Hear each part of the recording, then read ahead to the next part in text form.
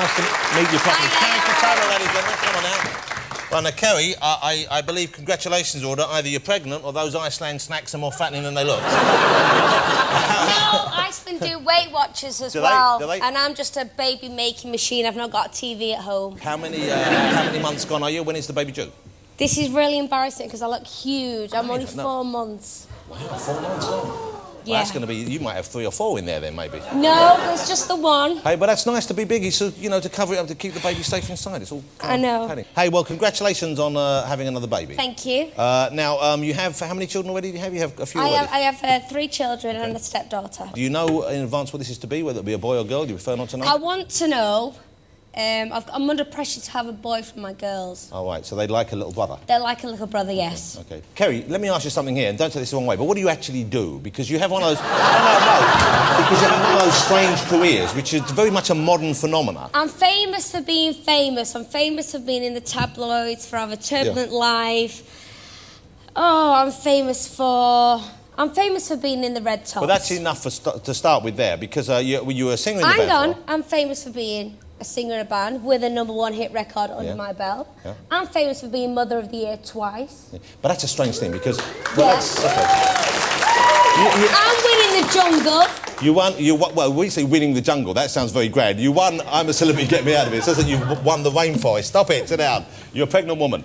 You mentioned the tabloids, and you've had a lot of friends and family have told stories about you, or sold stories about you. So-called friends. Yeah, yeah. But it seems to me like... up until now, perhaps, you've been quite a bad judge of character in some ways, because a lot of your friends have done this. Well, not only friends, your mum as well. My mother. You know, that must have been a pretty horrible thing for anyone to have you become famous and then your parent sells a story on you. Yeah. But you're completely estranged from her now. You have nothing to do with her. I wish my mother no harm, and I do love her. She's my mum.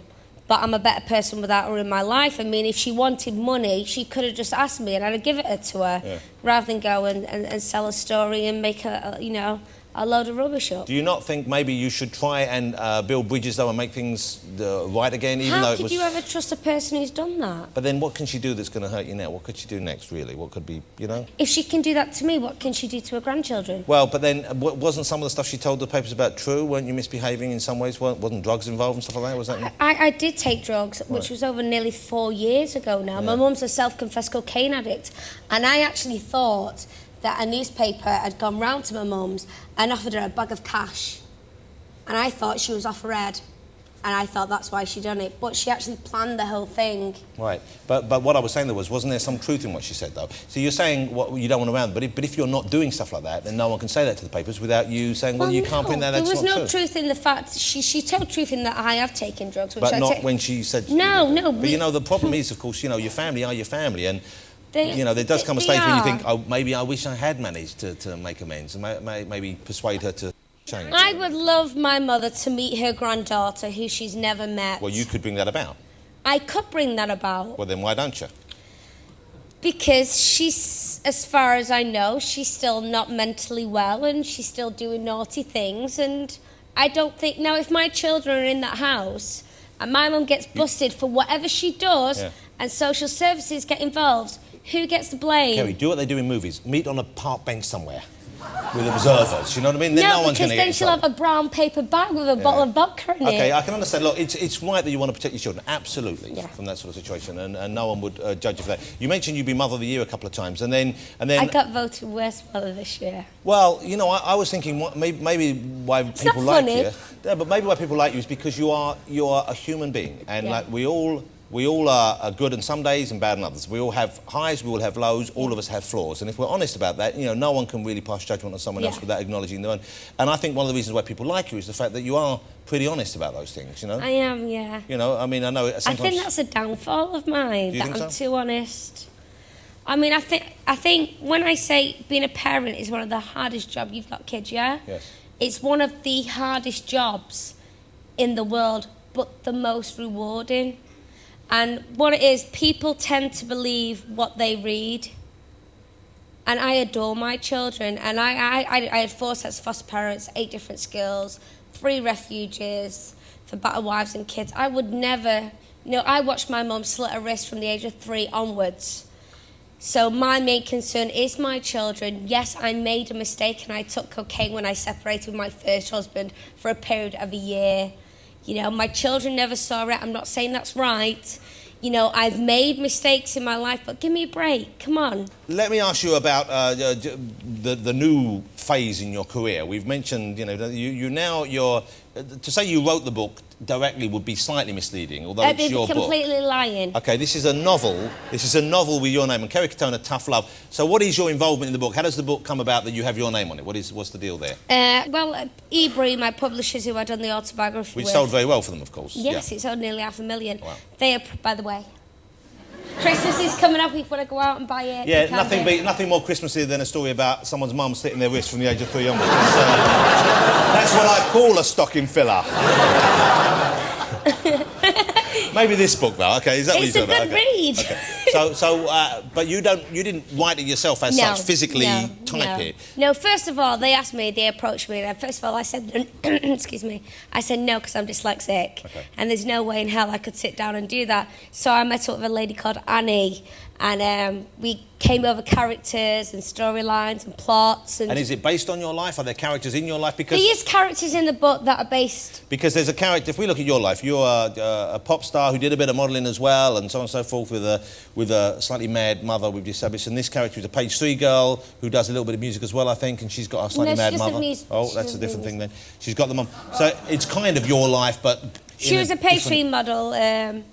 These Cromptons, and she lived in London. She became famous as a glamour model. Yeah. She goes bust, excuse the pun, but she's got no money left, and she has to move back up north with her mother, who takes cocaine and sells stories to the newspaper. And sells stories to the newspapers. Sounds familiar, Kerry. But it sounds like a bit of a page turner. Have you now? But you kind of dictated part of the book, I guess, and came up with that is. Have you read the finished article, or have? Yes, of course I have. Well, you say that, but you know, you might, you kind of know how it's going to end, presumably. It's a continuation. There's 3 books in all. This is the first book. The second one's out in May. Okay, so what's the second one called? Oh, Tough Love. I don't know. Well, they should all have the same sort of thing in the title. It should be. It's Sacrifice something. Jesus, someone's just killed Will Smith. Oh, there you go. I can't remember. Watch out for that, Bruno. I'm coming. No, please, not over the table. Let's save the world. Okay, all right, well, never mind. Okay, yeah, here's the thing about you, Kerry, is, once again, I don't know if I'm speaking for everyone, but I'm speaking for myself here, is my feelings about you seem to change on a weekly basis. When you were first in the Atomic Kitten, I thought that's a nice enough pop group, and then things seemed to go strange for you, and I thought, well, I felt a bit sorry for you. Then you're in the Jungle, I thought, wow, she's great, how lovely. Then you came out, and it all went a bit, oh dear, what, she's a silly thing. You know, it's kind of crazily up and down. Has it levelled off now? Do you think you've got it under control? I want to know what you think now. Well, I'm not certain. But that is a good question. I think... I'll tell you one thing. I'm not certain. I'm just saying what's odd is... I don't know whether it's we feel like now that we feel it's okay to make these statements about you because you've been in the paper so much, and even if it's against your better wishes, you know, there you are. Let's be honest, and I'm you in the become a paper figure. for getting slated more than anybody. I can't do right for doing wrong. I just... Yeah. Whatever I do is wrong. Well, has that period ended now, do you think now that you're with Mark, who seems to be... Obviously, he's making you happy and you feel safe and secure and life's heading in the right direction there. And he's clearly... he's very protective of you, which is a nice thing to see. Do you think that period's over now? Do you think that you will be able to stay off of the drugs that tempted you before? Well, that was over 3 years ago. And I'm not implying that you're, but I'm just saying, obviously, I know I've met many people over the years who've been drugs, and they often clear up their act, and then 5 years later it happens again. You know, that's part of the terrible thing about those things. I can never, ever say, honestly, sit and hold my hands up and say, I can never say, never will I touch a drug again, because I don't know what's going to happen tomorrow. Yeah.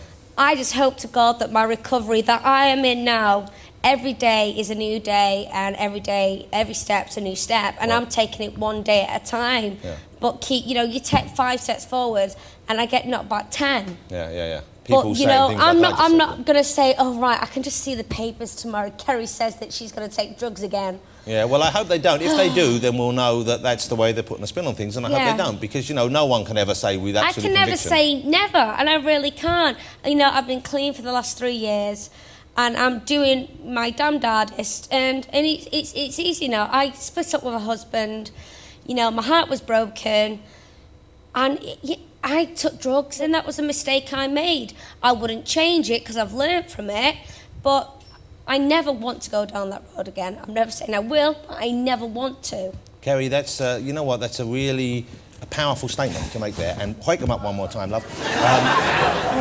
But, you know, I wish you only the very best. Thank you. Know? You. And I've certainly... I wasn't sure what to make before you came on. In the past, I wasn't sure whether we should have you or not, and I'm very glad we did.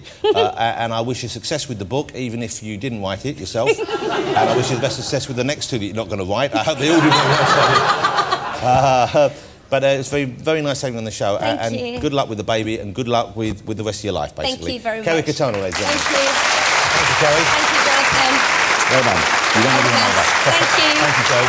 Kerry Katona, ladies and gentlemen.